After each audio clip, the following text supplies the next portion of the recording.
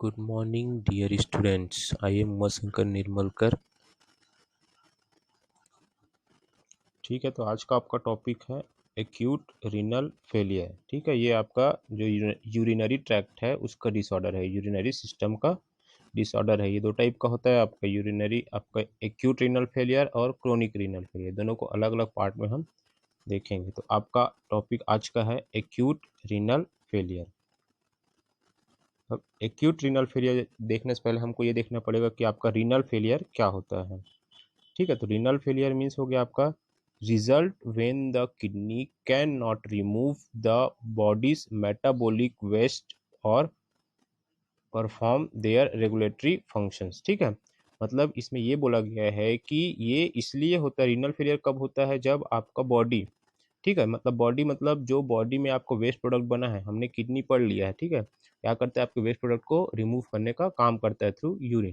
ठीक है, तो इसमें क्या हो रहा है, जो आपके बॉडी में जो मेटाबॉलिक वेस्ट है, जो आपके वेस्ट प्रोडक्ट हैं, वो क्या हो रहा है, आपके किडनी के थ्रू रिमूव नहीं हो पा रहे हैं। ठीक है, result when the kidney can not remove the body's metabolic waste. ठीक है, उसको रिमूव नहीं कर पा रहे हैं और परफॉर्म देयर रेगुलेटरी फंक्शन, तो can not perform their regulatory function. तो आपके जो रेगुलेटरी फंक्शंस हैं, जो आपके किडनी के रेगुलेटरी फंक्शंस है, बहुत सारे हमने फंक्शंस देखा, ब्लड वॉल्यूम, पीएच, ये सब का रेगुलेशन हमने देखा, तो उसको क्या कर रहा है, वो अच्छे से परफॉर्म नहीं कर पा रहा है।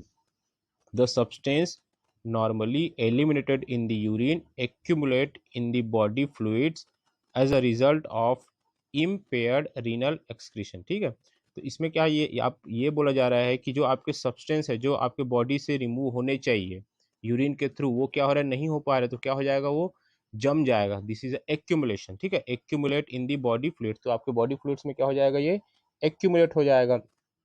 जिसके कारण से मतलब क्यों हो रहा है ये, क्योंकि आपका जो एक्सक्रीशन है, तो वो क्या हो रहा है, इम्पेयर्ड रीनल एक्सक्रीशन, क्योंकि एक्यूमुलेट हो जाएगा। एक्यूमुलेट हो जाएगा मतलब अगर हम छन्नी की बात करेंगे, छन्नी में अगर कोई चीज़ें जम जाएंगी तो क्या होगा, छन के आपका नीचे नहीं जाएगा। तो वही वैसे भी आपके यहाँ भी एक्यूमुलेशन होगा, क्योंकि वो बाहर नहीं जा पा रहा है, तो उसके कारण क्या होगा, छन्नी की प्रक्रिया जो आपका एलिमिनेशन है, वो क्या हो जाता है, रुक जाता है। ठीक है, leading to disruption in endocrine and metabolic function as well as fluid electrolyte and acid base disturbance। ठीक है, तो आपका एक सिर्फ आपका यहीं पे एक्यूमुलेशन होने के कारण, जमने के कारण आपके सारी चीज़ें जो है, सारे जो फंक्शंस है आपके, एंडोक्राइन फंक्शन, आपके मेटाबॉलिक फंक्शंस, क्योंकि आपका जो ब्लड है आपका अच्छे से फिल्टर नहीं हो पाएगा, मतलब ये हर चीज़ में डिस्टर्ब करेगा, आपका इलेक्ट्रोलाइट बैलेंस बिगड़ेगा, आपका एसिड बेस बैलेंस बिगड़ेगा। तो ये सब कंडीशन होने के कारण ही आपका रीनल फेलियर हो रहा है।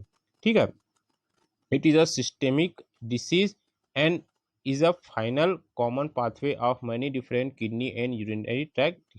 ठीक है, तो ये आपका सिस्टेमिक डिसीज है, मतलब ये आपका ब्लड से रिलेटेड डिसीज है, मतलब ब्लड का जो फिल्ट्रेशन होना है आपके बोमन कैप्सूल के पास, वो फिल्ट्रेशन नहीं हो पाता है। तो हम देखेंगे क्यों नहीं हो पाता है, कैसे नहीं हो पाता है, क्या होता है। तो ये सब आपका ये मतलब ये कॉमन पाथवे होता है, रीनल फेलियर जो होता है कॉमन पाथवे होता है, जो आपके जो और अदर डिसीज है, जैसे किडनी डिसीज है, आपका यूरिनरी ट्रैक्ट डिसीज है, आपके बहुत सारे डिसीज होते हैं, यूटीआई होते हैं, यूरिनरी ट्रैक्ट इन्फेक्शन, उस सब डिसीज को क्या करेगा, ये एग्जाग्रेट करेगा, बढ़ाने का काम करेगा, या इसी पाथवे से आपके बाकी सब डिसीजेस क्या होते हैं, स्टार्ट होते हैं। तो ये हो गया आपका सिंपल रीनल फेलियर। हमने देखा कि आपका बॉडी जो है, बॉडी में जो किडनी है, जो आपके बॉडी में जो वेस्ट प्रोडक्ट बना है, पूरे होल बॉडी में फंक्शन के थ्रू जो वेस्ट प्रोडक्ट बना है, वो उसको किडनी जो है आपका बॉडी से बाहर नहीं कर पाता है, और अपना रेगुलेटरी फंक्शंस को भी अच्छे से परफॉर्म नहीं कर पाता है, जिसके कारण से आपका रीनल फेलियर होता है।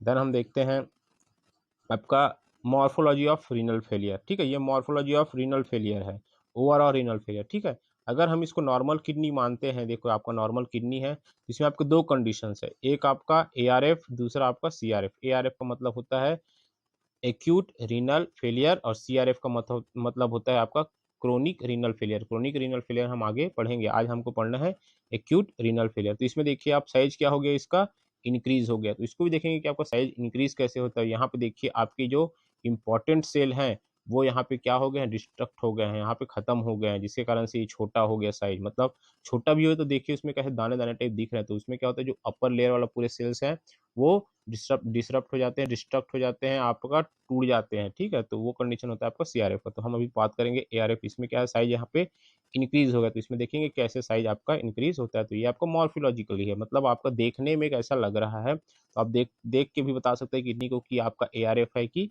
सीआरएफ है। ठीक है, एक्यूट रीनल फेलियर है या क्रोनिक रीनल फेलियर है। देन हम देखते हैं आपका acute renal failure. Acute renal failure क्या होता है?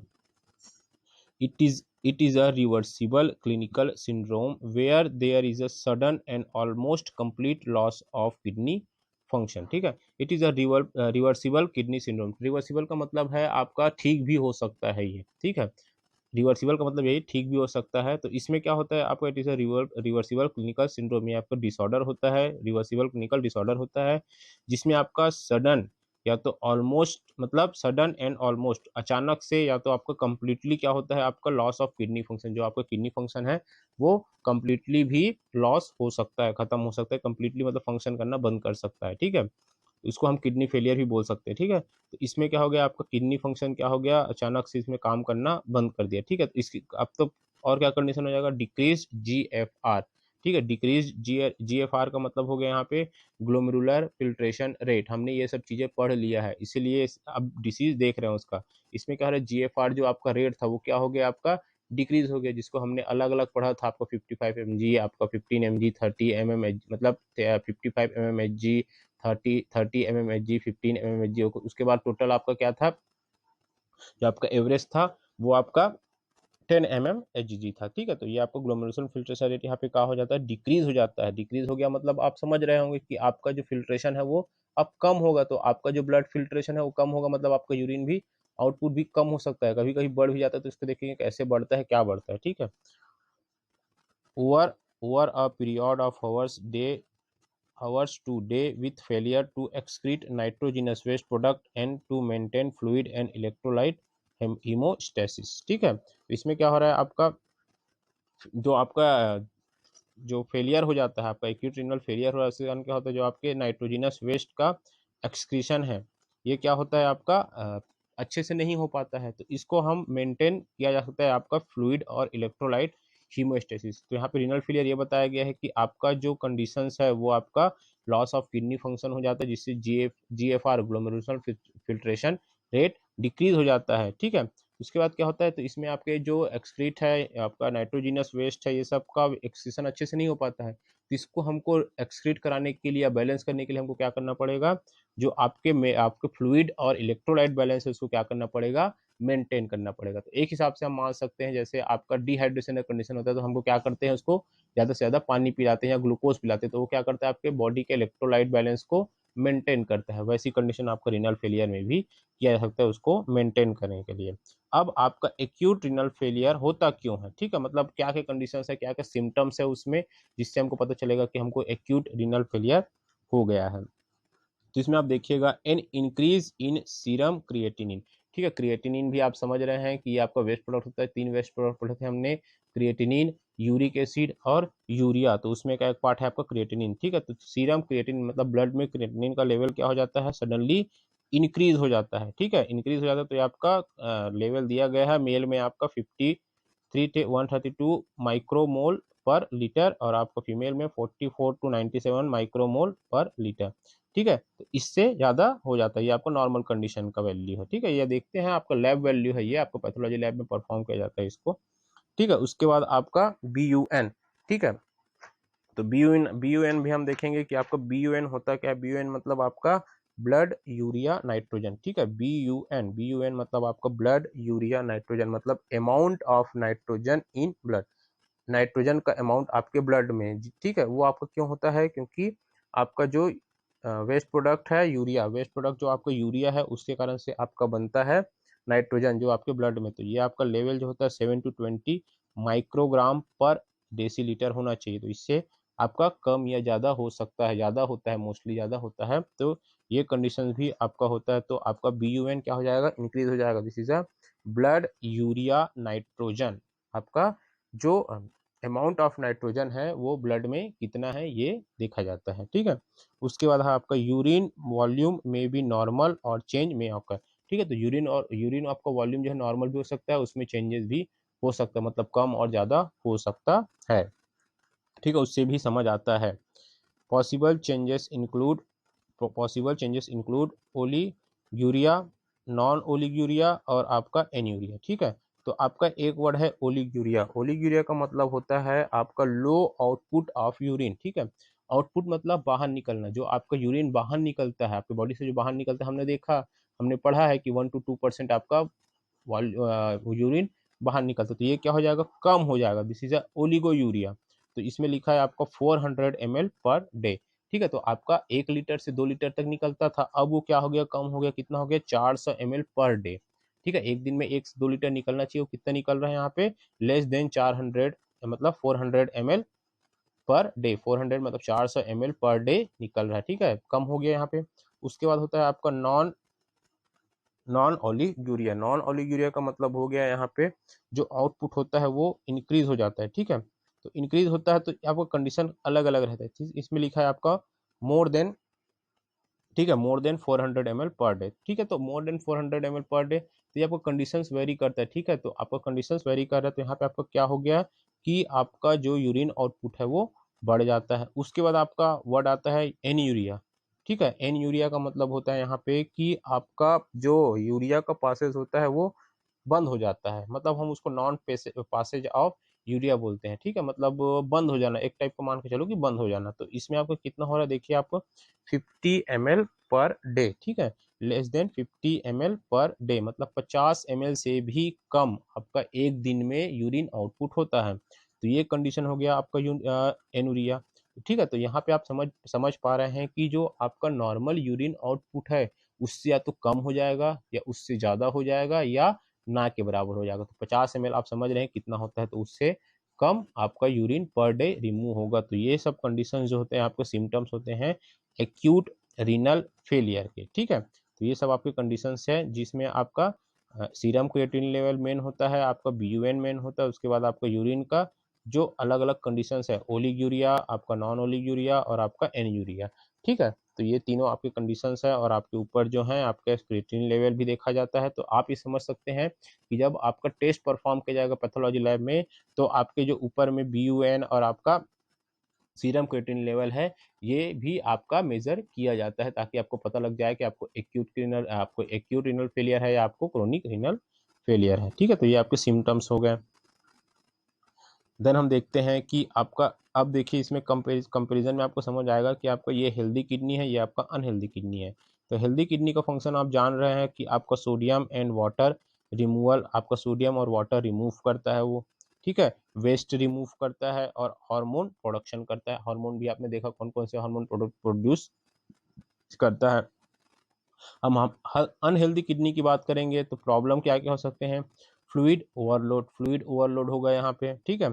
Elevated waste such as urea, creatinine और पोटेशियम, ठीक है। तो ये सब एलिवेटेड का मतलब होता है बढ़ जाना, इंक्रीज हो जाना, ठीक है। तो यूरिया, आपका क्रिएटिनिन और पोटेशियम का लेवल क्या हो जाएगा, बढ़ जाएगा। यही तो प्रॉब्लम है आपका किडनी में, ठीक है, यहाँ पे बढ़ जा रहा है। उसके बाद आपका changes in hormone level controlling, ठीक है। तो अगर आपका हार्मोन लेवल कंट्रोलिंग चेंज हो जाएगा तो आपका ब्लड प्रेशर भी चेंज हो जाएगा, मेकिंग रेड ब्लड सेल भी आपका चेंजेस होगा, अपटेक ऑफ कैल्शियम, ठीक है। ये सब चीज़ें भी आपकी क्या हो जाएंगी, प्रॉब्लम में आ जाएंगी, जिसके कारण से आपका जो किडनी है वो क्या हो जाएगा, अनहेल्दी हो जाएगा। तो आप इतना लिख सकते हैं कि जो आपका हेल्दी किडनी होता है आपका क्या फंक्शन करता है आपको पता है, आपको वॉल्यूम को रेगुलेट करता है, वेस्ट को अच्छे से रिमूव करता है, सारा फंक्शन आप जान रहे हैं, पीएच को मेंटेन करता है, ठीक है। तो अनहेल्दी किडनी क्या हो जाएगा, उसका अपोजिट हो जाएगा, मतलब उन्हीं सब चीज़ों में प्रॉब्लम होगा जिसका जो फंक्शन होता है किडनी का, ठीक है। तो ये नेक्स्ट हम देखते हैं कि आपका एक्यूट रीनल फेलियर में क्या क्या कंडीशंस हो सकते हैं, ठीक है। तो एक्यूट रीनल फेलियर का कंडीशन अगर हम देखेंगे तो आपका एक कंडीशन क्या होगा, एसिड रिटेंशन, ठीक है। एसिड का रिटेंशन हो जाएगा, आपका एसिड बाहर नहीं जा पाएगा, जिसके कारण से आपका एसिड रिटेंशन का मतलब एक्यूमुलेशन हो जाएगा, जिसके कारण से आपको डिसीज होता है मेटाबॉलिक एसिडोसिस, ठीक है। तो आपका एसिड का अमाउंट, एसीएल का अमाउंट क्या हो जाएगा, आपके बॉडी में बढ़ जाएगा, उसी को हम बोल रहे हैं मेटाबॉलिक एसिडोसिस, ठीक है। और एक्यूट रीनल फेलियर में आपको क्या होगा, हाइपर कैलेमिया, ठीक है। हाइपरकैलेमिया भी आपको हो जाएगा, तो हाइपरकैलेमिया भी आप समझ सकते हैं कि आपका जो पोटेशियम लेवल होता है वो इंक्रीज हो जाता है, उसी को हम बोलते हैं हाइपरकैलेमिया, पोटेशियम लेवल इंक्रीजेस। ठीक है।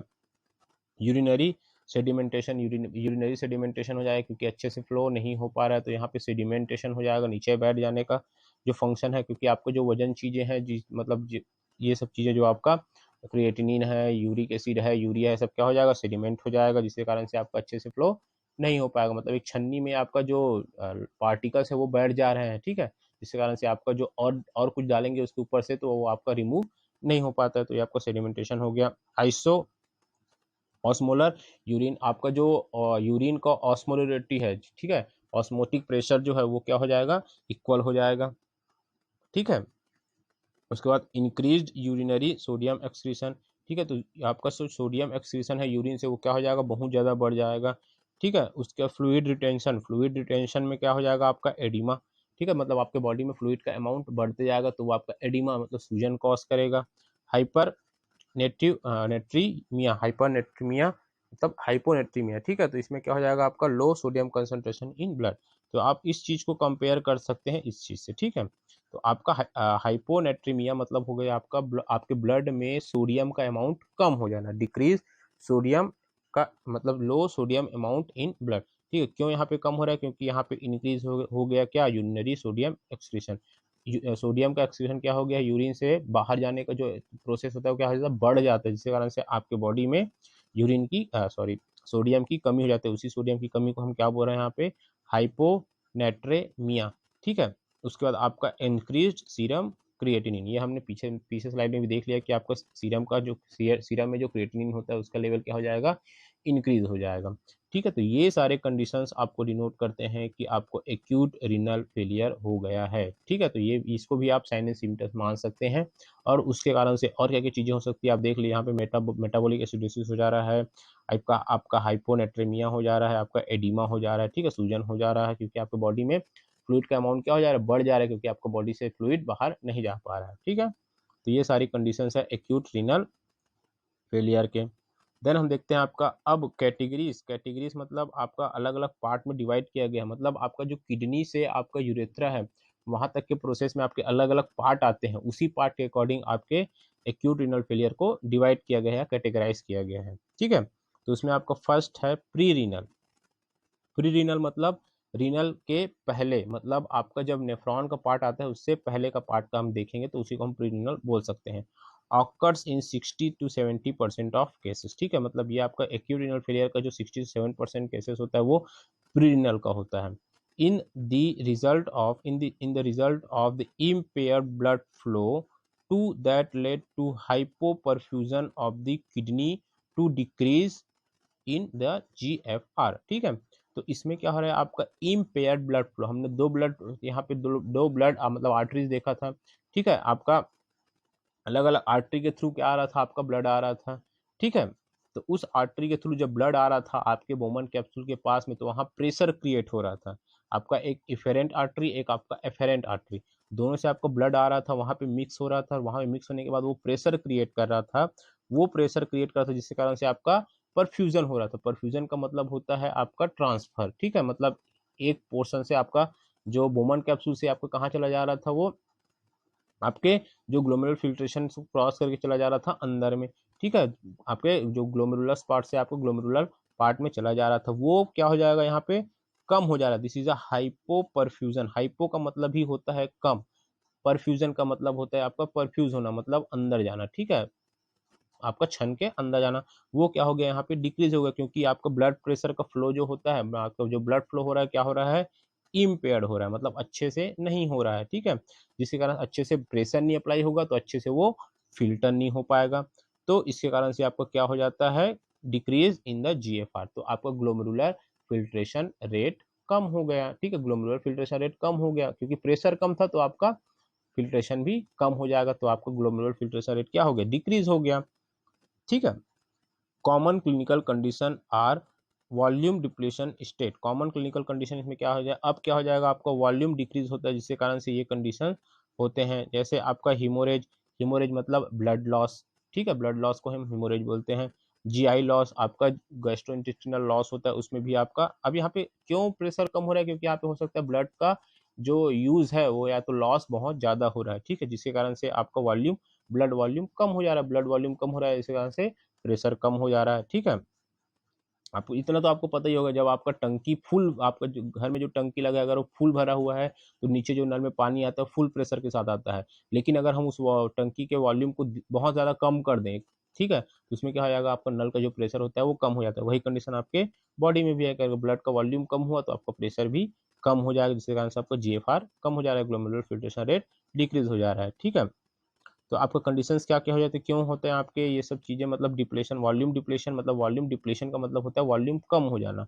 क्यों होता है, हीमोरेज के कारण, आपका जीआई लॉसेस के कारण आपके जीआई में लॉसेस होता है, मतलब गैस्ट्रोइंटेस्टाइनल लॉसेस। तो देखेंगे क्या क्या लॉसेस होता है।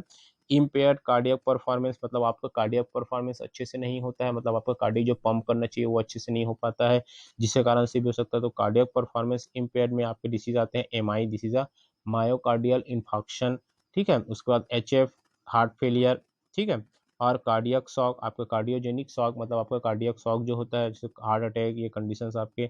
एंड वैसो डायलेशन से, तो वैसो डायलेशन का मतलब है आपका जो आपके वस्कुलर है, जो आपका ब्लड वेसल है वो डायलेट हो जाएगा, डायलेट हो जाएगा मतलब एरिया बढ़ जाएगा, तो एरिया बढ़ जाएगा तो आपका वॉल्यूम कम लगेगा, ठीक है। सेप्सिस और एनाफाइलेक्सिस, तो सेप्सिस आपको पता होगा, ठीक है। सेप्सिस जो होता है आपका लाइफ थ्रेटनिंग कंडीशन होता है, जो आपके बॉडी के द्वारा ही होता है, क्योंकि आपका इन्फेक्शन होता है, इन्फेक्शन के कारण आपको सेप्सिस हो जाता है। या एनाफाइलेक्सिक, एनाफाइलेक्सिक का मतलब होता है आपका, ये भी आपका लाइफ थ्रेटनिंग कंडीशन होता है, जो आपका एलर्जिक रिएक्शन के कारण होता है। तो आपका सेप्सिस के कारण भी, एनाफाइलेक्सिस रिएक्शन के कारण भी, शॉक रिएक्शन के कारण भी आपका वैसोडाइलेशन हो जाता है, ठीक है। तो प्रीनिनल का मतलब समझ में आ गया कि जो आपका ग्लोमेरुलर पार्ट है वहाँ जो ब्लड फ्लो होता है, जिसको हम लोग बोमन कैप्सूल होते हैं, वहाँ पे आपको ब्लड का वॉल्यूम कम हो जाएगा, जिसके कारण से आपका इम्पेयर ब्लड फ्लो होगा, जिसके कारण से प्रेशर कम पड़ेगा, जिसके कारण से आपका ग्लोमेरुलर फिल्ट्रेशन रेट क्या हो जाएगा, डिक्रीज हो जाएगा। तो यही तो हम देख रहे हैं कि आपका ग्लोमेरुलर फिल्ट्रेशन रेट डिक्रीज हो गया। तो ये आपका फर्स्ट कैटेगरी हो गया, जो आपको, जिसको हम बोल रहे हैं प्री रीनल, रीनल में जाने से पहले, रीनल मतलब नेफ्रॉन में जाने से पहले, ठीक है। देन हम देखते हैं अब नेक्स्ट इसका सेकेंड, सेकेंड है आपका इंटर या इंट्रा रीनल, मतलब अब रीनल के अंदर का पार्ट हो गया।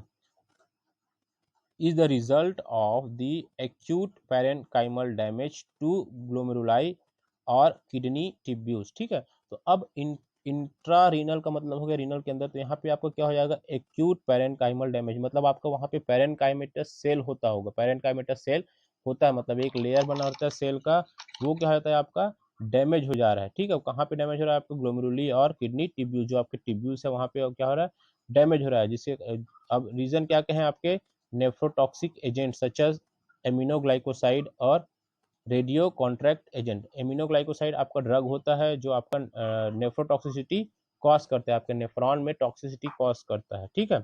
और आपका radio contrast agent, radio contrast agent का मतलब हो गया यहाँ पे जो रेडियो कॉन्ट्रास्ट एजेंट, मतलब जो आपको जैसे एक्सरे, ये सब कंडीशन जो होते हैं, एक्सरे आप लोग जो सिटी स्कैन ये सब करते हैं, वो आपका क्या है, रेडियो कॉन्ट्रास्ट, जो उसमें रेडियोग्राफी होती है, ठीक है। Account of 30% of the cases और एक्यूट, ठीक है। तो ये कंडीशन भी होते हैं। और आपके एक कंडीशन होता है acute tubular necrosis. Acute tubular necrosis का मतलब होता है यहाँ पे एक्यूट एक्यूट ट्यूबुलर नेक्रोसिस, मतलब आपका जो ट्यूबुलर वॉल है उसमें नेक्रोसिस हो जाना। नेक्रोसिस का मतलब होता है सेल डेथ, ठीक है, तो उसमें सेल डेथ हो जाता है। तो ये आपका 30% जो केसेस होता है उसमें आपका यही होता है सेल डेथ, ठीक है। आगे डायग्राम देखेंगे कैसे आपका होता है। An ischemia due to decrease renal perfusion account for more than 50% of cases. और दूसरा कंडीशन होता है आपका इस्चेमिया। इस्चेमिया का मतलब होता है मसल्स का रोना। मसल्स कब रोएगा, जब उसमें ब्लड अच्छे से नहीं आएगा, जब उसमें ऑक्सीजन अच्छे से नहीं आएगा। तो आपका जो टिब्यूल, आपका जो टिब्यूल बना हुआ है, रीनल टिब्यूल बना हुआ भी आपका सेल से ही बना हुआ है, अगर उस सेल में आपका अच्छे से ब्लड नहीं आएगा तो अच्छे से ऑक्सीजन भी नहीं आएगा, जिसके कारण से वो रोएगा। This is ischaemic condition, pain condition. उसके कारण भी आपका क्या होता है, रीनल फेलियर होता है, क्योंकि वो अच्छे से फंक्शन नहीं करेगा। तो ये आपका इंट्रा रीनल, मतलब रीनल के अंदर। तो इसमें भी आपके अलग अलग कंडीशन है।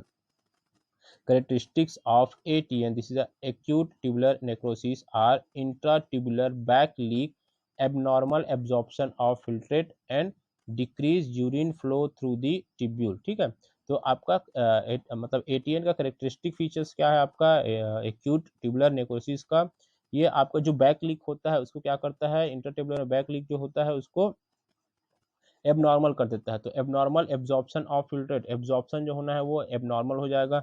Decrease urine flow through the tubule, तो आपको जो एब्जॉर्प्शन को एबनॉर्मल कर देगा, जिसके कारण से आपका जो यूरिन फ्लो होता है वो क्या हो जाएगा, डिक्रीज हो जाएगा। ठीक है, उसके अब और कंडीशन है एक आपका वैसो कंस्ट्रिक्शन, जो आपके ब्लड वेसल्स है उसमें कंस्ट्रिक्शन हो जाएगा। And changes in glomerular permeability, आपको वैसो कंस्ट्रिक्शन हो जाएगा क्योंकि आपका इंटरनल का पार्ट है, वैसो कंस्ट्रिक्शन हो जाएगा।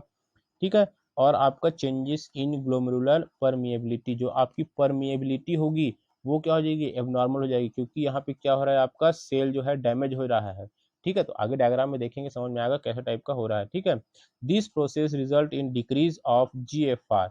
ठीक है, जीएफआर को आपका इसी कारण भी आपका जीएफआर क्या हो रहा है, डिक्रीज हो रहा है, क्योंकि आपका रीनल फ्लो अच्छे से नहीं हो पा रहा, टिब्यूल के में टिब्यूल की तरफ से जो प्रेशर अप्लाई होना चाहिए वो भी नहीं हो पा रहा है। क्योंकि हमने देखा था जब हम प्रेशर अप्लाई कर रहे थे आपका, जब हमारा अलग अलग हम प्रेशर पढ़े थे, तो आपका अंदर साइड से भी अप्लाई होता है एक प्रेशर, वो अच्छे से नहीं हो पाएगा, तो आपका फिल्ट्रेशन रेट डिक्रीज होगा ही। ठीक है, तो आपका ये क्या करेगा, प्रोग्रेसिव एजोटेमिया। ठीक है, तो आपका एजोटेमिया कॉज करता है, तो इसमें क्या होता है आपका, जो आपके हाई नाइट्रोजन कंपाउंड है, जो आपके नाइट्रोजन रिलेटेड कंपाउंड है उसका लेवल क्या हो जाएगा, बढ़ जाएगा। ठीक है, तो आपका प्रोग्रेसिव एजोटेमिया, तो आपके जो नाइट्रोजनस कंपाउंड है, जैसे आपके यूरिया, यूरिक एसिड, आपके नाइट्रोजनस कंपाउंड है, उसका अमाउंट बढ़ जाएगा। And impaired fluid and electrolyte balance, तो यहाँ पे एब्जॉर्प्शन अच्छे से नहीं हो रहा है आपका, रीएब्जॉर्प्शन अच्छे से नहीं हो रहा है आपका, सिक्रेशन अच्छे से नहीं हो रहा है, मतलब आपका अमाउंट, जो आपके इलेक्ट्रोलाइट का अमाउंट है वो क्या होगा,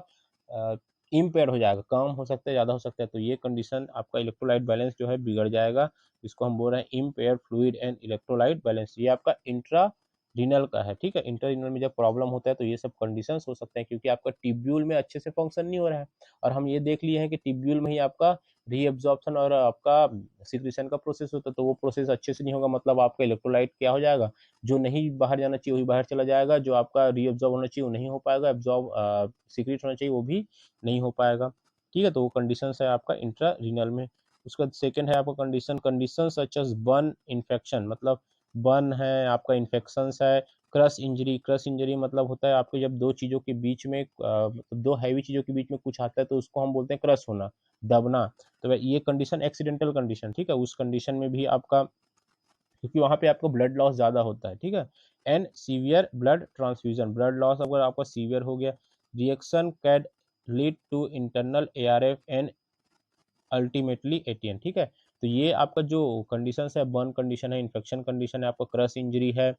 ठीक है, सीवियर ब्लड ट्रांसफ्यूजन है, ये आपका लीड करता है किसको, एआरएफ को, this is acute renal failure को, जिसके कारण से आपका जो ट्यूबुलर जो आपके मसल्स होते हैं वो क्या हो जाते हैं, नेक्रोटिक हो जाते हैं, डेथ हो जाते हैं, उसके मसल जो सेल है वो डेथ हो जाते हैं।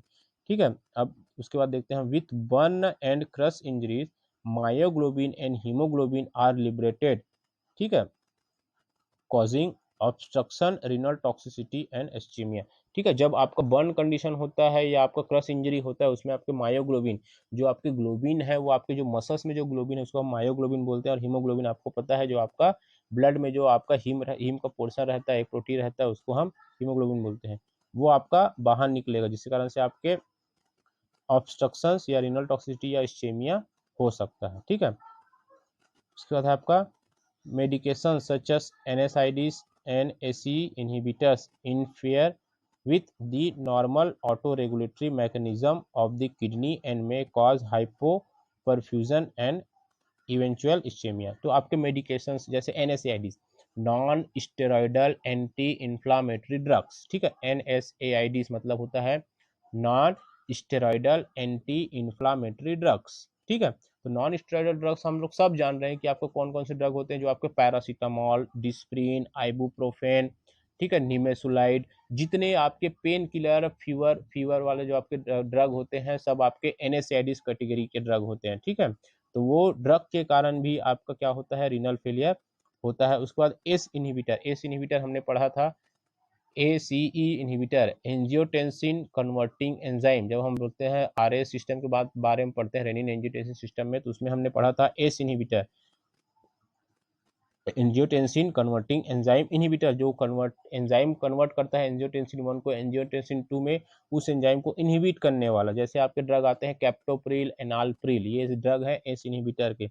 वो क्या करता है, वो ड्रग भी आपका कॉज करता है, जो आपके रेगुलेटरी मैकेनिज्म होते हैं किडनी के, उसको क्या करता है, ये डिस्टर्ब करने का काम करता है, जिसके कारण से आपका हाइपोपरफ्यूजन का मतलब है कम हो जाना, आपका छनने की प्रक्रिया कम हो जाना, एंड आपका इवेंचुअल इस्चेमिया, और आपका इस्चेमिया कॉज हो जाता है, क्योंकि यहाँ पे आपका जो ब्लड का फ्लो है वो डिस्टर्ब हो जाता है। ठीक है, तो ये आपका क्या हो गया, इंट्रा रीनल कंडीशन हो गया, आपका कैटेगरी हो गया, सेकेंड कैटेगरी हो गया किसका, एक्यूट रीनल फेलियर का।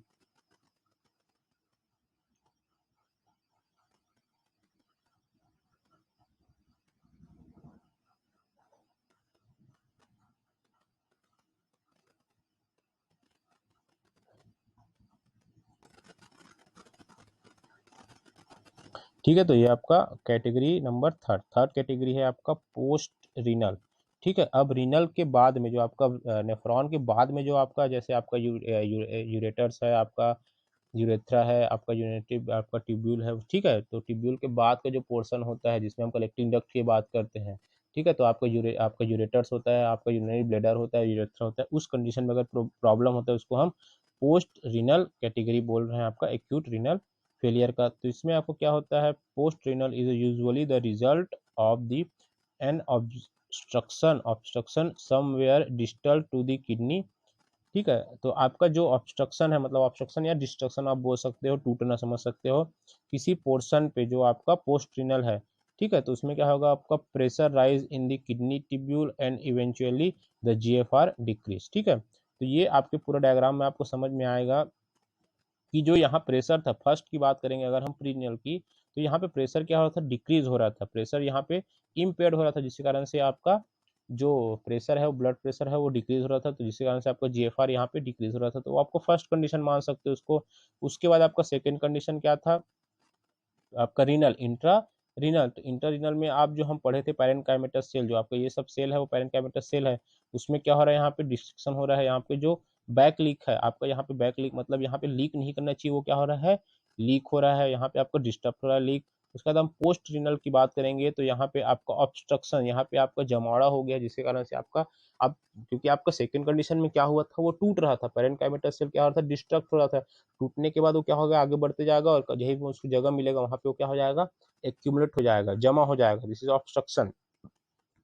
ठीक है, जम जाएगा वहां पे, जम जाएगा मतलब अब यहाँ पे आपका यहाँ इस कंडीशन को आप देखिए, यहाँ पे क्या हो रहा है, यहाँ पे रिवर्स कंडीशन हो रहा है, यहाँ पे देखिए आप, ये रिवर्स हो जा रहा है। ठीक है, मतलब यहाँ पे रुकावट आ गया, रुकावट के कारण आपका जो फ्लूइड है वो बाहर नहीं जा पा रहा है। मतलब अब क्या होगा, बैक प्रेशर अप्लाई करेगा, यहाँ पे ब्लैक आपका जो होता है, यहाँ पे बैक प्रेशर अप्लाई करेगा, बैक प्रेशर अप्लाई करेगा, जिसके कारण से आपका GFR फिर से यहाँ पे क्या हो गया, डिक्रीज हो गया, यही लिखा हुआ है आपका GFR डिक्रीजेज। तो ये आपका तीनों कंडीशन इस डायग्राम से समझ में आ रहा है कि यहाँ पे सबसे पहले आपको प्रीनल की बात करेंगे, तो यहाँ पे जो फ्लो था, ब्लड का फ्लो था, वो इम्पेयर हो जाएगा, जिसके कारण से आपका यहाँ पे प्रेशर नहीं बनेगा, अच्छे से प्रेशर नहीं बनेगा, मतलब ये आपका प्रेशर प्रेशर के साथ ही तो ये क्या होता था, फिल्टर होता था। अगर यहाँ पे प्रेशर ही नहीं बनेगा तो यहाँ पे फिल्टर नहीं होगा, तो फिल्टर नहीं होगा मतलब आपका GFR डिक्रीज हो गया। सेकेंड, हम इंट्रारिनल की बात करेंगे, तो जो आपके पैरेनकाइमेटस सेल है वो क्या हो रहा है, यहाँ पे डिस्टर्ब हो रहे हैं, टूट रहे हैं। तो टूटने के कारण वहाँ पे अच्छा मतलब ये टूट जाएगा, तो यहाँ पे आपका जो एब्जॉर्प्शन होना चाहिए वो नहीं होगा, सिक्रेशन होना चाहिए वो अच्छे से नहीं होगा, मतलब यहाँ पे इलेक्ट्रोलाइट बैलेंस क्या हो जाएगा, आपका बिगड़ जाएगा, क्योंकि आपके इलेक्ट्रोलाइट जो रीअब्जॉर्ब होने चाहिए थे वो नहीं हो पा रहा है, सिक्रेट होने चाहिए थे वो नहीं हो पा रहा है, और यहाँ पे पैरेनकाइमेटस सेल टूट रहे हैं। उसके बाद हम पोस्ट रीनल की बात करेंगे।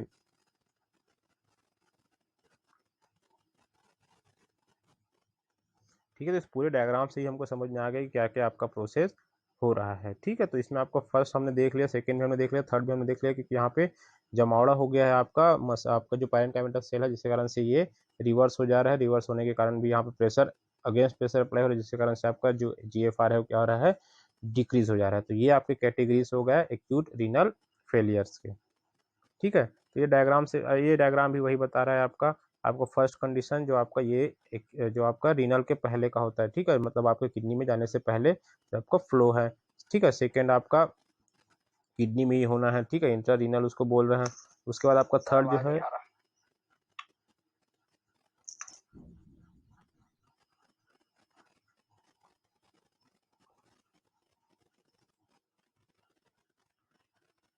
ठीक है, तो ये डायग्राम भी आपको वही चीज बता रहा है जो हमने अभी 3 केस आपका कैटेगरीज पढ़े हैं, ठीक है। तो आपका प्री रीनल जो आपका रीनल के पहले होना है, प्री रीनल जो आपके रीनल में जाने से पहले होना है, जिसमें आपको ब्लड फ्लो कम हो जा रहा था तो जिसके कारण से जीएफआर कम हो जाता था। सेकेंड आपका इंट्रा रीनल, तो ये आपके किडनी के अंदर जो होता है उसमें होता है, तो दिस इज इंटर रीनल जिसमें आपको पैरेनकाइमेटल सेल डैमेज हो रहा था। उसके बाद आपका पोस्ट रीनल जो आपका ये कंडीशन है जहाँ पे आपका यूरिन फ्लो डिस्टर्ब हो रहा है आपका, सब ब्लेडर में भी आपका ये सब कंडीशन होगा, तो इसको हम पोस्ट रीनल बोल रहे हैं, जिसमें आपका सडन ऑब्स्ट्रक्शन रुकावट आ जाएगा आपके यूरिन फ्लो में, क्योंकि आपका पैरेनकाइमेटल सेल टूट के कहाँ हो गया आपका एक ऑब्स्ट्रक्ट हो गया है, जम गया है आपका, एक एक्यूमुलेट हो गया, जिसके कारण से आपका फ्लो अच्छे से नहीं हो पा रहा, यूरिन आउटपुट यहाँ पे डिक्रीज हो जाता है, ठीक है। तो जीएफआर यहाँ पे डिक्रीज हो गया जिसके कारण से आपका रीनल फेलियर हो गया, this is a condition of acute renal failure. तो ये आपके 3 कैटेगरीज हैं रीनल फेलियर के, ठीक है।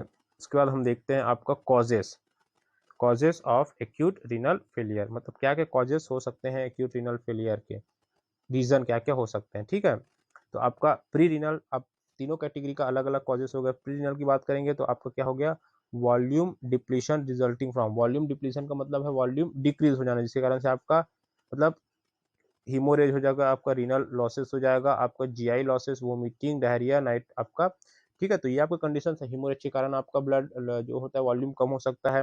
रीनल लॉसेस जो आपके डायबिटीज के कारण आपका जो वॉल्यूम है वो कम हो सकता है, क्योंकि आपको डायबिटीज क्या करता है, वॉल्यूम को इंक्रीज करता है, यूरिन के फॉर्मेशन को बढ़ाता है। जीआई लॉसेस तो वोमिटिंग, डायरिया, ये सब कंडीशन के कारण भी आपका वॉल्यूम जो है कम हो सकता है। और एक कंडीशन आपका नाइट्रोगैस्ट्रिक सक्शनिंग, ठीक है, एक पाइप डाल के आपके स्टमक से चीजों को बाहर निकालना, एक पाइप डाल के बाहर निकाला जाता है, उस कंडीशन को हम बोलते हैं नाइट्रोगैस्ट्रिक सक्शनिंग, ठीक है। तो ये कंडीशन के कारण भी आपके आपके ब्लड वॉल्यूम कम हो गया। तो आपको समझ में आ रहा है, हीमोरेज के कारण, ब्लड लॉस के कारण आपका वॉल्यूम कम हुआ, रीनल लॉसेस डायबिटीज के कारण आपका ब्लड का वॉल्यूम कम हुआ, और जीआई लॉसेस वोमिटिंग होता है तो आपका ब्लड का वॉल्यूम कम होता है। ब्लड का वॉल्यूम कम होना मतलब यहाँ पे वाटर की वॉल्यूम कम होना है आपका, तो वाटर की वॉल्यूम भी कम होगी तो भी आपका बॉडी का ब्लड का वॉल्यूम कम होते जाता है, ठीक है। डायरिया की कंडीशन में भी आपके बॉडी से वॉल्यूम वाटर का वॉल्यूम डिक्रीज होते जाता है। तो ये सब क्या करता है, आपका ओवरऑल वॉल्यूम को क्या कर रहा है, कम कर रहा है। इम्पेयर्ड कार्डियक एफिशिएंसी, ठीक है, क्यों हो रहा है आपका, तो मायोकार्डियल इंफाक्शन के कारण आपका कार्डियक मतलब मायोकार्डियल इंफाक्शन हो गया, जिसके कारण से आपका ब्लड फ्लो अच्छे से नहीं हो पा रहा है, ठीक है, हार्ट फेलियर में नहीं हो पा रहा है। डिस रिदम मतलब रिदमिया, आपका जो अरिदम होता है उसी को हम डिस रिदम बोलते हैं, जो आपका रिदम होता है, जो आपका लब डब का एक रिदम होता है वो डिस्टर्ब हो जाता है। उसके आपका कार्डियोजेनिक शॉक, तो ये सारे कंडीशन के कारण भी आपका क्या होता है, ब्लड फ्लो कम होता है, जिसके कारण से आपको एआरएफ होता है। वैसोडाइलेशन मतलब आपका जो ब्लड वेसल है वो डायलेट हो जाएगा। उस कंडीशन में आपका क्या क्या होता है, सेप्सिस जो हमने पढ़ा, जो आपका लाइफ थ्रेटनिंग कंडीशन होता है, जो आपके बॉडी के द्वारा होता है, जो आपका इन्फेक्शन के कारण आपको सेप्सिस होता है, बोलते हैं ना, जैसे अगर जंग लगा किसी कील की, मतलब जो कीला है या लोहे है उससे लग जाता है तो हमको सेप्सिस हो जाता है, तो वो क्या होता है, उसमें इन्फेक्शन होता है, तो वैसी इन्फेक्शन आपके बॉडी में भी होता है जिसको हम सेप्सिस बोलते हैं। एनाफाइलेक्सिस मतलब कुछ शॉक, मतलब अचानक से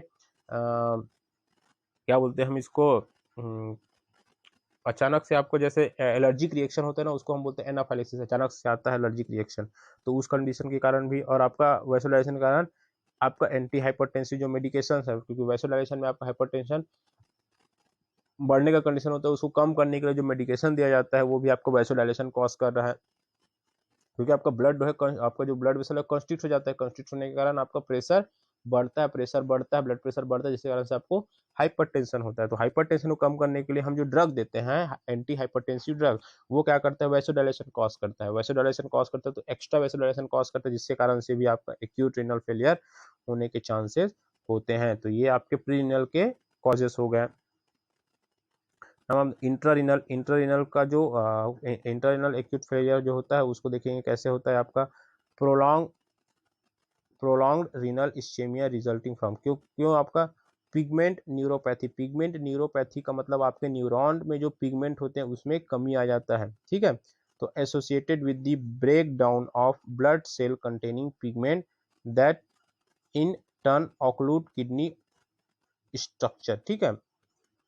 तो जो आपका कलर चेंजेस भी हमने देखा था जब हमने शुरू में मॉर्फोलॉजी देखा था, तो आपके जो पिगमेंट न्यूरोपैथी है, मतलब जो आपके ब्लड सेल का ब्रेकडाउन होना चाहिए किडनी में, वो मतलब किडनी के आपके जो ट्यूब्यूल्स है, आपके जो सेल ब्लड वेसल्स है, उसमें जो आपका जो ब्लड सेल है उसमें क्या हो जाता है, आपका ब्रेक डाउन होना चालू हो जाता है, जिसके कारण से जो आपके पिगमेंट है उसमें चेंजेस हो जाते हैं। वो पिगमेंट चेंजेस के कारण आपका, और वो पिगमेंट आपकी बॉडी से बाहर नहीं निकल पाता, वो क्या हो जाता है, ऑक्लूड हो जाता है किडनी स्ट्रक्चर में, ठीक है, किडनी के जो स्ट्रक्चर उसमें ऑक्लूड हो जाता है, मतलब आपका एक समझ लो कि आपको चिपक जाता है, या उसके कारण से आपका जो पिगमेंट का कलर, आपका जो कलर है, किडनी का कलर है, वो चेंज हो जा रहा है, ठीक है। उसके बाद है आपका मायोग्लोबिन्यूरिया, ठीक है। मायोग्लोबिन्यूरिया का मतलब होता है यहाँ पे, ठीक है, आपका जो मायोग्लोबिन होता है वो आपके यूरिन में आ जाता है, ठीक है। यूरिन में आपका मायोग्लोबिन नहीं आना चाहिए, वो आपके यूरिन में आ जा रहा है। क्यों आ जा रहा है? क्योंकि यहाँ पे आपका पिगमेंट न्यूरोपैथी हुआ, जिसके कारण से आपका जो मसल्स में जो ग्लोबिन होता है वो आपके ब्लड में लीक होके आ जाता है, ठीक है। ट्रॉमा, क्रॉस इंजरी, बर्न के कारण होता है, मतलब बर्न आपका मतलब ट्रॉमा हो जाता है, आपका जो स्किन है वो डैमेज हो जाता है, मतलब स्किन का मतलब होता है, आप स्किन मतलब उस जो पर्टिकुलर नेफ्रॉन में जो आपके लेयर्स होते हैं, सेल के जो लेयर्स होते हैं उसमें आपका डैमेज जाता है, जिसके कारण से, क्योंकि यहाँ पे इंटरइनल का मतलब ही होता है आपका डैमेज, पैरेन्काइमेटस सेल का डैमेज, जिसके कारण से डैमेज हो गया, सेल वहां से हट गया है, जिसके कारण से वहां से चीजें लीक हो रही हैं, लीक हो गया कहाँ आ जा रहा है, यूरिन में आ जा रहा है। उस वैसे ही आपका हीमोग्लोबिन यूरिया का मतलब होता है हीमोग्लोबिन का अमाउंट यूरिया में आ जाना, ठीक है, यूरिया में हीमोग्लोबिन प्रेजेंट होना। तो ये भी आपका क्योंकि यहाँ पे आपका जो पैरेन्काइमेटस सेल है वो क्या हो गया है, डिस्ट्रक्ट हो गया, डैमेज हो गया, जिसके कारण से वो चीजों को रोक नहीं पा रहा है। मतलब अगर हम बोले कि आपके घर में दीवार है, दीवार को अगर हम तोड़ देंगे तो कोई भी आना जाना कर सकता है, वैसे ही आपकी जो दीवार है, जो आपके ट्यूब्यूल्स की दीवार है वो टूट गए हैं, तो कोई भी आना जाना कर सकता है, वैसे मतलब लीक हो जा रहा है। उसके बाद आपका नेफ्रोटॉक्सिक एजेंट्स, नेफ्रोटॉक्सिक एजेंट का मतलब आप समझ लीजिए जितने आपके ड्रग्स हैं, ये सब आपके ड्रग्स हैं, जो भी आपके ड्रग्स हैं जो आपका नेफ्रोटॉक्सिसिटी कॉज करते हैं। Nephrotoxicity is a adverse effect of any drug, मतलब जो ड्रग आपका नेफ्रोटॉक्सिसिटी कॉज कर रहा है वो क्या कर रहा है, नेफ्रॉन में टॉक्सिसिटी कॉज कर रहा है, जिसके कारण से आपके सेल जो है डैमेज हो जा रहा है, ठीक है। तो ये जो ड्रग है, कुछ कुछ ड्रग है आपका इम्यूनोग्लाइकोसाइड, जैसे आपका जेंटामाइसिन, ठीक है, टोब्रामाइसिन, ये आपके ड्रग है। आपका रेडियो कॉन्ट्रैक्ट मीडिया या आपका एक्सरे, ये सब जो होता है, रेडियो आपका जो एक्सरे यूज किया जाता है वो सब। हैवी मेटल्स जो आपके लेड, मर्क्यूरी, ये सब भी क्या करते हैं, आपका रीनल फेलियर कॉज करते हैं। Solvent and chemical, carbon tetrachloride और आर्सेनिक भी आपका ड्रग है जो नेफ्रोटॉक्सिसिटी कॉज करता है। उसके बाद एनएसआईडीज, एस इनहिबिटर, जिसको हम पढ़ लिए हैं, non steroidal anti inflammatory drugs, और एंजियोटेंसिन कन्वर्टिंग एंजाइम, ये भी आपको कॉज करता है renal failure, acute renal failure. उसके बाद इन्फेक्शन, इन्फेक्शन जो इन्फेक्शियस एजेंट है वो आपका क्या क्या, जैसे एक्यूट पाइलेनो पाइलोनोफ्राइटिस, या आपका पाइलोनेफ्राइटिस भी बोल सकते हो इसको। पाइलोनेफ्राइटिस का मतलब है आपका इन्फ्लामेशन इन किडनी, किडनी में इन्फ्लामेशन हो जाना, किडनी में सूजन हो जाना, कोई हम बोलते हैं एक्यूट पाइलोनेफ्राइटिस, ठीक है। उसके बाद आपका एक्यूट ग्लोमेरुलनेफ्राइटिस, मतलब आपका जो ग्लोमेरुलर फिल्ट्रेशन होता है, ग्लोमेरुलर जो पार्ट होता है बोमन कैप्सूल वाला, वहां पे इन्फ्लामेशन हो जाना, तो उसके कारण से आपका ये क्या होता है, आपका इन्फेक्शन कॉज करता है। आपका इन्फ्लामेशन का मतलब इन्फ्लामेशन हो रहा है तो वहां पे इन्फेक्शन होना ही है, ठीक है। तो दोनों इन्फेक्शन के कारण आपका इन्फ्लामेशन हो रहा है, दोनों इन्फ्लामेशन के कारण आपका इन्फेक्शन हो रहा है, तो ये भी आपका क्या कॉज कर सकता है, intra renal acute renal failure, मतलब आपका इनसाइड दी रीनल आपका एक्यूट आपका फेलियर कॉज कर सकता है। तो ये आपका कॉजेस हो गया, तो ये इंटररिनल। उसके बाद आपका लास्ट आता है पोस्ट रिनल कॉजेस, ठीक है। तो पोस्ट रिनल कॉजेस में आपका यूरिनरी ट्रैक्ट ऑब्स्ट्रक्शन, क्यों यूरिनरी ट्रैक्ट में ऑब्स्ट्रक्ट हो रहा है ये भी आप देखेंगे। कैलकुली, कैलकुली का मतलब होता है स्टोन, ठीक है, जैसे आप किडनी स्टोन सुने होंगे, तो वैसे ही आपका स्टोन का जैसे ऑब्स्ट्रक्ट होना मतलब अब वहां पे जम गया, तो आपका पैरेन्काइमेटस से लाके जम रहा है तो वो अब स्टोन लाइक स्ट्रक्चर का फॉर्मेशन कर देगा, उसको हम कैलकुली स्टोन बोल रहे हैं। उसके बाद आपका ट्यूमर, आपके सेल्स जो है आपका ज्वाइंट हो जाएंगे, तो ज्वाइंट जो सेल होते हैं आपको उसी को हम ट्यूमर बोलते हैं। उसके बाद आपका एक कंडीशन होता है बेनिंग प्रोस्टेटिक हाइपरप्लेसिया, बीपीएच, ठीक है। तो ये आपका प्रोस्टेट जो ग्लैंड होता है वो क्या हो जाता है, उनका साइज बढ़ जाता है, इनलार्जमेंट ऑफ प्रोस्टेट ग्लैंड, उसको हम बोलते हैं बिनिंग प्रोस्टेटिक हाइपरप्लेसिया। हाइपर का मतलब ही ज्यादा होता है, प्लासिया का मतलब साइज होता है, तो उसका साइज क्या हो जाता है, बढ़ जाता है, ठीक है, जिसके कारण से आपका अब साइज बढ़ गया, मतलब अब वहां पे आपका ऑब्स्ट्रक्शन ज्यादा होगा, ठीक है। उसके बाद आपका ब्लड क्लॉट, अब यहाँ पे लीकिंग प्रॉपर्टी हो ही रही थी आपके सेल के कारण, ब्लड आपका यूरिन में ही जा रहा था, जिसके कारण से आपका क्लॉटिंग भी अब स्टार्ट हो जाएगा, तो आपका जो वहाँ पे ऑब्स्ट्रक्ट हो गया वहाँ पे क्लॉटिंग हो जाएगा। तो वो सब चीज़ें आपका क्या करेगा, यूरिनरी ट्रैक्ट ऑब्स्ट्रक्शन करेगा, आपका यूरिनरी ट्रैक्ट में रुकावट पैदा करेगा, जिसके कारण से आपका post renal acute renal failure हो जाता है। ठीक है, मतलब रुकावट के कारण अब आपका कोई भी चीज़ को अगर आप पाइप को क्या कर देंगे, बंद कर देंगे, तो आपका कोई भी चीज़ आप उसमें डालेंगे तो पाइप से नीचे वो नहीं जाएगा, क्योंकि वहाँ पे रुकावट आ गया। वैसी रुकावट आ जाता है आपके रीनल पे। ठीक है, तो ये तीनों कंडीशंस हो गए आपके कॉजेस ऑफ रीनल फेलियर। ठीक है, अब फेजेस देखते हैं कि क्या क्या फेजेस होते हैं, मतलब कैसे कैसे आपका रीनल फेलियर होता है। तो अब इनिशिएशन मतलब स्टार्टिंग, स्टार्ट कैसे होता है, beginning with the initial insult and and when oliguria develop. ठीक है, begins with the initial insult and and when oliguria develop. Oliguria का मतलब हमने देखा था कि क्या हो रहा था, आपका यूरिन आउटपुट कम हो रहा था। यूरिन आउटपुट कम हो रहा था तो वो आपका, जब यूरिन आउटपुट कम हो रहा था तब आपको समझ आना चाहिए कि ये आपका स्टार्टिंग स्टेज है कि आपको एक्यूट रीनल फेलियर हो गया है। ठीक है, अब the oliguria period is accompanied by an increase in the serum concentration of substance usually excreted by the kidney. ठीक है, तो अब ये आपका, क्योंकि आपका यूरिन अब कम बहा जा रहा है, मतलब आपका आउटपुट कम हो रहा है, मतलब आपके जो वेस्ट प्रोडक्ट हैं जिसको हम बोल रहे हैं क्रिएटिनिन या कंसंट्रेशन ऑफ सीरम कंसंट्रेशन, तो वो क्या हो जाता है, किसका किसका, uric acid, urea, creatinine, organic acid, ये सब का एक्सेशन क्या हो जाएगा, कम हो जाएगा, क्योंकि आपका यूरिन ही कम बाहर आ रहा है, मतलब आपका आउटपुट ये सब का जो नाइट्रोजनस वेस्ट प्रोडक्ट है उसका आउटपुट कम हो रहा है। इन दिस फेजेस आपका यूरेमिक सिम्टम्स फर्स्ट अपियर। ठीक है, यूरेमिक सिस्टम मतलब आपका एक्यूमुलेशन ऑफ यूरिक एसिड को हम यूरेमिक सिम्टम्स बोलते हैं। यूरेमिक सिम्टम्स आपके बॉडी में दिखने चालू हो जाएंगे और इस life threatening condition such as hyperkalemia develop.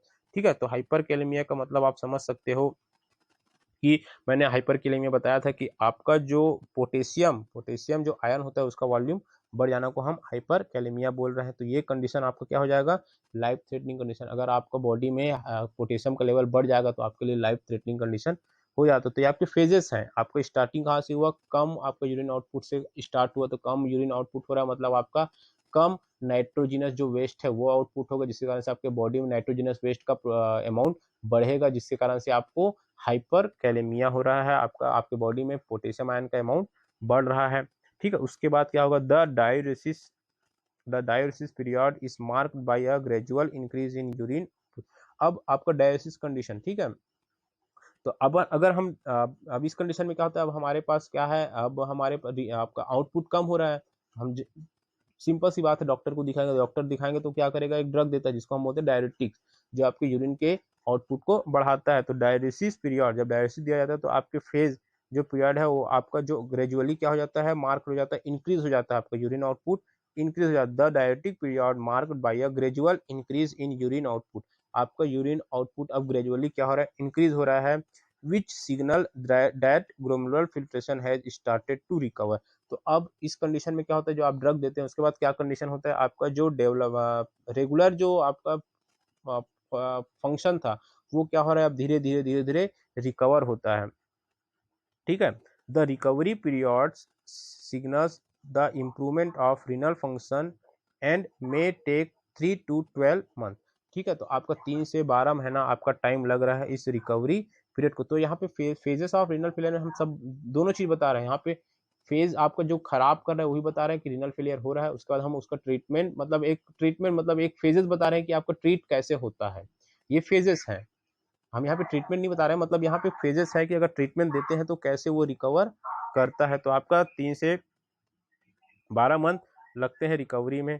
ठीक है, 3 से 12 मंथ आपके रिकवरी में लग जाते हैं। Lab values return to normal level. अब आपका लैब वैल्यूज क्या हो जाते हैं, नॉर्मल होते जाएंगे।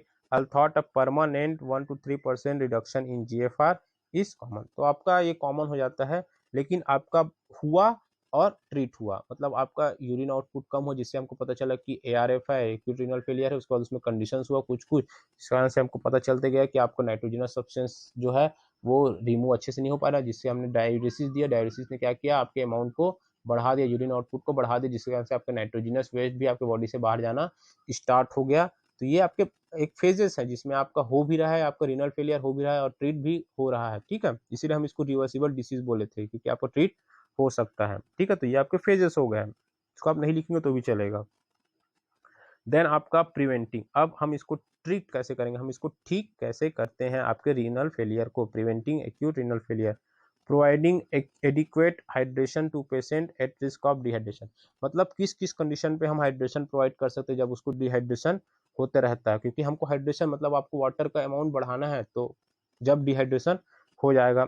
Surgical patient before during and after surgery, तो सर्जिकल पेशेंट है उसको बिफोर मतलब सर्जरी से पहले, सर्जरी के टाइम और सर्जरी के बाद, तीनों कंडीशन में हमको क्या करना है, हाइड्रेशन प्रोवाइड करते रहना है, क्योंकि आपका सर्जरी में भी लॉसेस बहुत होते हैं, ब्लड लॉस भी बहुत होता है। उसके बाद patient undergoing intensive diagnostic study requiring fluid restriction and contrast agent. ठीक है, तो आपको जैसे सोनोग्राफी कराने जाओगे, एक्सरे कराने जाओगे, तो उसके पहले पानी नहीं पीने दिया जाता है, मतलब कुछ देर के लिए पानी में एक आध घंटे ऐसा कुछ है पानी पीने नहीं दिया जाता है।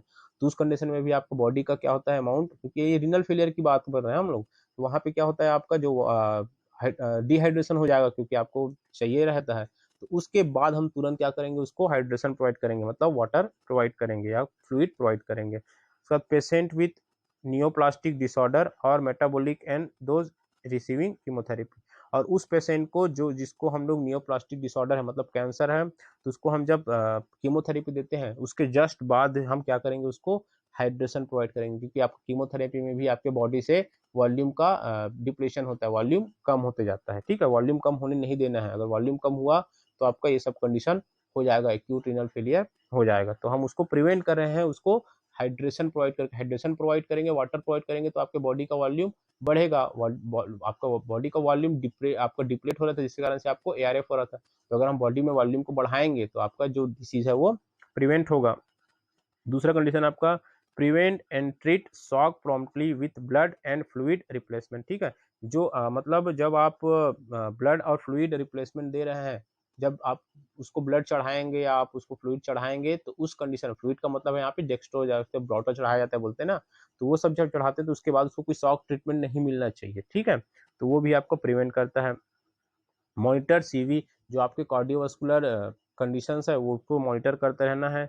आरटीएल प्रेशर, जो आपका प्रेशर है आर्टरी में, जो आपका प्रेशर है उसको मॉनिटर, मतलब ब्लड प्रेशर को आप मॉनिटर करते रहिए। Hourly urine output of critically ill patient to detect onset of renal failure as early possible, मतलब उसके कार्डियोवास्कुलर जो आपका सिस्टम है उसको भी आपको मॉनिटर करते रहना है, ब्लड प्रेशर को मॉनिटर करते रहना है, और जो यूरिन आउटपुट हो रहा है उसको भी आपको डिक्टेट करते रहना है, मतलब थोड़ी थोड़ी देर में चेक करते रहना है कि आउटपुट कैसे हो रहा है, सही हो रहा है कि नहीं हो रहा है, उसमें आपका यूरिन ही है, आपका ब्लड का वॉल्यूम तो नहीं आ जा रहा है, मतलब आपका हीमोग्लोबिन तो नहीं आ जा रहा है आपका, ठीक है, मायोग्लोबिन तो नहीं आ जा रहा, इसको भी आपको कंटिन्यूअसली चेक करते रहना है। तो ये भी आपका प्रिवेंटिंग कंडीशन हो गया, आपको चेक करते हैं कुछ मिला तो आप उसको तुरंत ट्रीटमेंट के लिए भेजोगे। ठीक है, ट्रीट हाइपोटेंशन प्रॉम्प्टली। ठीक है, तो प्रॉम्प्टली का मतलब होता है तुरंत, प्रॉम्प्टली का मतलब तुरंत होता है। अगर आपको हाइपोटेंशन है तो आपको तुरंत उसको कम करना है, क्योंकि हाइपोटेंशन का मतलब है आपके बॉडी में वॉल्यूम कम होना, तो हाइपोटेंशन आपका वॉल्यूम कम हो जिसके कारण से आपका टेंशन कम हो गया, मतलब आपका ब्लड का प्रेशर रिड्यूस हो गया, उसी को हम हाइपरटेंशन बोल रहे हैं। क्यों रिड्यूस हो रहा है, क्योंकि आपका ब्लड का वॉल्यूम कम हो गया, तो उस ब्लड के वॉल्यूम को बढ़ाने के लिए हमको क्या करना पड़ेगा, हाइड्रेशन प्रोवाइड करना पड़ेगा। आपको continuously assess renal function when appropriate, जब आपका नॉर्मल, आपको लगे कि अब नॉर्मल हो गया है, तो भी आपको उसको कंटिन्यूअसली चेक करते रहना है कि आपका ये कंडीशन जो है कभी भी चेंज हो सकता है। अगर पेशेंट कंटिन्यू मतलब पूरी तरीके से ठीक भी हो गया तो भी आप उसको चेक करते रहिएगा, उसको मॉनिटर करते रहिएगा। ठीक है, तो ये आपके कंडीशन हो गए प्रिवेंटिंग के। आपका नेक्स्ट है प्रिवेंटिंग का ही। ठीक है, इसमें आपका take precaution to ensure that the appropriate blood is administered correct patient order avoid severe transfusion reaction which can precipitate the renal failure, मतलब यहाँ पे ये बोला गया है कि आपको जो ब्लड चढ़ाया जाता है उसको आपको मतलब क्या बोलते हैं कि वो अप्रोप्रिएट होना चाहिए, मतलब सही आपका ग्रुप होना चाहिए, सीधी सी बात है, सही ग्रुप होना चाहिए। अगर सही ग्रुप नहीं हुआ तो आप में क्लॉटिंग हो जाएगा, प्रेसिपिटेशन हो जाएगा। ठीक है, प्रेसिपिटेशन हो जाएगा तो आपका वो तो डेथ होना ही है। ठीक है, तो वो उसको भी आपको ध्यान रखना है। Prevent and treat infection promptly. ठीक है, जो आपके इन्फेक्शन होंगे उसको भी तुरंत हमको प्रिवेंट करना है, कोई ड्रग दे के उसको तुरंत ठीक करना है। Infection can produce progressive renal damage. ठीक है, तो क्योंकि हमको पता है कि इन्फेक्शन के कारण आपका एक चीज है जो और बढ़ सकता है। अब उसके बाद है आपका pay special attention to wound burn and other precursor of sepsis, जो आपके अगर उस पेशेंट को अगर कहीं वाउंड है, कहीं चोट लगा है, कहीं घाव है, तो उसको भी हमको ध्यान देते रहना है, वहाँ सेप्सिस ना हो, क्योंकि ये भी आपके रीनल फेलियर को और बढ़ा सकता है। तो इसको हम कम करना है तो हमको उसमें भी ध्यान देते रहना है। ठीक है। To prevent toxic drug effect closely monitor doses, duration of use and blood levels. ठीक है। तो जो टॉक्सिक इफेक्ट ऑफ ड्रग है, जैसे उसको भी हमको मॉनिटर करते रहना है, मतलब आपका, ठीक है, मतलब डोजेस ज़्यादा नहीं होने चाहिए। ड्यूरेशन ऑफ यूज़, मतलब अब आपको 3 टाइम बोला गया है, तो 3 टाइम का मतलब ऐसा नहीं है कि आप जैसे सुबह 8 बजे खा रहे हैं, फिर दोपहर में खा रहे हैं, फिर रात 8 बजे खा रहे हैं, तो ये आपका एक मतलब डोज ड्यूरेशन होता है। अब 3 टाइम खाना, इसका मतलब ये नहीं कि आप 8 बजे खा दे रहे हैं, उसके बाद सुबह ही 8 बजे, सुबह उसके बाद 10 बजे भी खा दे रहे हैं, उसके बाद सुबह 12 बजे, क्योंकि हमको 3 दिन में 3 बार खाना है, तो हम हर 2-2 घंटे में खा दे रहे हैं। तो ये भी आपका ड्यूरेशन आपका सही होना चाहिए। ब्लड लेवल को भी आपको चेक करते रहना है कि आपका ब्लड लेवल कम तो नहीं हो रहा है, क्योंकि कम होगा मतलब आपका वॉल्यूम डिप्लीट, आपका डिप्लीट होगा, मतलब कम होगा, तो भी आपका ये कंडीशन खराब है। उसके बाद जो आपका किडनी से एक्सक्रीशन है वो भी अच्छे तरीके से होने चाहिए ड्रग का, इसको भी हमको मॉनिटर करते रहना। तो हम इतने सब चीज़ों को मॉनिटर करेंगे तब हम उसको प्रिवेंट कर सकते हैं आपके रीनल फेलियर को। तो ये आपके प्रिवेंटिव मेजरमेंट हो गए। ठीक है। अगर हम अब ये क्या होता है प्रिवेंशन में जो आपके कंडीशंस है, जो आपके सिम्टम्स हैं, उसको देख के हम उसको मैनेज कर सकते हैं। अब आपको मेडिकल ट्रीटमेंट की बात करेंगे। मेडिकल मेडिकल मैनेजमेंट मतलब ड्रग के थ्रू हम कैसे ट्रीट कर सकते हैं। तो फार्माकोलॉजिकल एक्टिविटी या फार्माकोलॉजिकल थेरेपी, तो इसमें आपको कुछ नहीं है, जो आपके कंडीशन दिखे जा रहे थे उसके अकॉर्डिंग हम उसको ड्रग दे देते हैं। जैसे आप hyperkalaemia, hyperkalaemia is the most life threatening, हमने भी कुछ देर पहले पढ़ा कि हाइपरकैलेमिया आपके बॉडी में पोटेशियम का अमाउंट बढ़ जाना, threatening of life, F and E. F मतलब आपको फॉल, ई मतलब इलिवेटेड, कम भी हो सकता है, ज़्यादा भी हो सकता है। Changes that occur in renal failure, the elevated के लेवल्स, एलिवेटेड पोटेशियम लेवल में be reduced by administering cation exchange resins. ठीक है। तो हम ऐसा ड्रग देंगे जो वो आपके बॉडी में जो पोटेशियम का लेवल है उसको क्या कर दे, डिक्रीज कर दे। ऐसा ड्रग देंगे जो उसके वो लेवल को क्या करे, डिक्रीज कर दे। तो आपका ड्रग है सोडियम पॉलिस्टीरीन सल्फोनेट। ठीक है। तो सोडियम पॉलिस्टीरीन सल्फोनेट, जिसको हम कैक्सलेट बोलते हैं, मतलब आपका कैक्सलेट जो आपको ब्रांड नेम के नाम से आता है, जो आपका ठीक है। तो वो ड्रग है आपका सोडियम पॉलीस्टीरीन सल्फोनेट। उस ड्रग को हम देंगे जो आपके पोटेशियम के लेवल को क्या कर देगा, डिक्रीज कर देगा। ठीक है। तो डिक्रीज कर दिया मतलब ये आपका नॉर्मल कंडीशन हो गया। ठीक है। तो ये आपका नॉर्मल कंडीशन हो गया। तो ये आपका ओरली दिया जाता है। और बाय रिटेंशन एडिमा, ठीक है, जो और आपका एडिमा है उसको भी आप कम कम कर सकता है, क्योंकि आपका एडिमा क्यों हो रहा है, क्योंकि आपके बॉडी में जो वॉल्यूम का रिटेंशन है वो बढ़ जा रहा था। ठीक है। तो ये आपका कंडीशन हो गया। उसके बाद आपका सॉर्बिटॉल, सॉर्बिटॉल भी आपका ड्रग होता है, मे बी ऑस्मोटिक, आपको जो ऑस्मोटिक ड्रग होता है आपका सॉर्बिटॉल। ठीक है। तो सॉर्बिटॉल जो होता है may be administered in the combination with Kayexalate. Kayexalate का मतलब है आपका यही ड्रग। ठीक है। इसी को हम कैक्सिलेट बोल रहे हैं। To induce diarrhoea type effect, to induce diarrhoea type effect, induce water losses to GIT. ठीक है। जो आपका वाटर लॉसेस है उसको क्या कर देगा, जीआईटी से उसको इंड्यूस कर देगा। तो ये आप सॉर्बिटॉल भी दे सकते हैं, जो आपके बॉडी के वॉल्यूम को मेंटेन कर सकता है। ठीक है। उसके बाद है आपका हीमोडायनेमिकली अनस्टेबल आईवी डेक्सट्रोज। अगर आपका हीमोडायनेमिकली आपका अनस्टेबल है तो आप उसको आईवी, जो आपको बॉटल चढ़ाना बोलते हैं ना, वो भी आप कर सकते हैं। आप उसको बॉटल चढ़ा सकते हैं तो भी आपका वो ट्रीट हो जाता है। ठीक है। उसके बाद है आपका diuretics often administered to control fluid volume.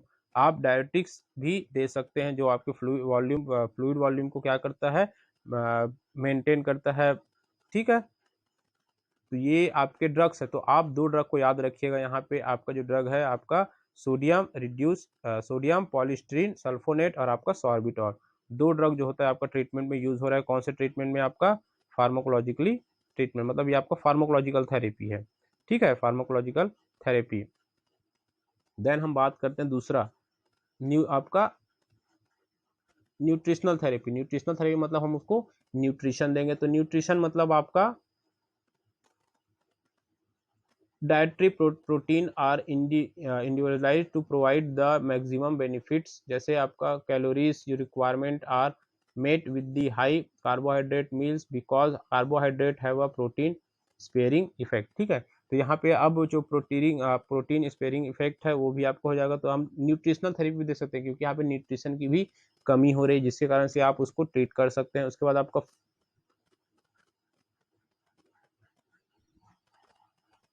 उसके बाद जो आपके फूड हैं, food and fluid containing potassium और फास्फोरस सच एस बनाना, सिट्रस फ्रूट, जैसे आपके सिट्रस फ्रूट का मतलब है आपके जैसे ऑरेंज, ठीक है, and juices, coffee are restricted. Coffee जो होता है आपके कुछ कुछ चीजें जो हैं आपका रेस्ट्रिक्टेड है,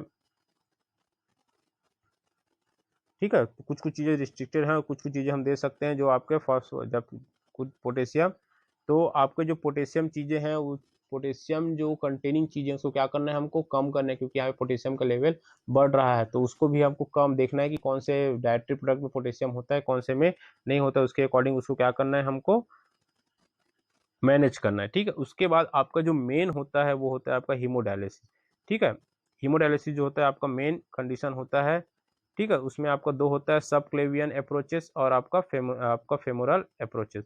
सब क्लेवियन अप्रोचेस का मतलब होता है कि आपका जो एक आर्टरी होता है जिसको हम बोलते हैं क्लेवियन आर्टरी या सब क्लेवियन आर्टरी, ठीक है। ये आर्टरी प्रेजेंट होता है आपके क्लेविकल, जो आपका बोन होता है क्लेविकल बोन, ठीक है, थोरेक्स के पास में, उस बोन के नीचे में प्रेजेंट होता है, उसको हम बोलते हैं सब क्लेवियन आर्टरी, ठीक है। तो उसके थ्रू हम हीमोडायलिसिस करते हैं। हीमोडायलिसिस का मतलब आपको पता होगा, जो आपके ब्लड होते हैं उसको कंप्लीटली चेंज करना, ठीक है, तो उसको हम हीमोडायलिसिस बोलते हैं। तो इसमें भी आपका कंडीशन हो सकता है कि आपका ब्लड का जो अमाउंट है उसको भी एलिवेट किया जा सकता है, ताकि हमारा जो ब्लड का वॉल्यूम है वो इक्वल रहे, ठीक है, या मेंटेन रहे। उसके बाद आपका फेमोरल अप्रोच। फेमोरल अप्रोच का मतलब होता है फेमोरल आर्टरी के थ्रू, फेमोरल आर्टरी के थ्रू डायलिसिस करना। फेमोरल आर्टरी जो आपके फीमर में होता है, फीमर में होता है वो आर्टरी को हम बोलते हैं फेमोरल आर्टरी, उसके थ्रू भी आपका हीमोडायलिसिस किया जा सकता है। देखेंगे हीमोडायलिसिस प्रोसेस क्या होता है। हीमोडायलिसिस का मतलब आप समझ सकते हो कि आपका जो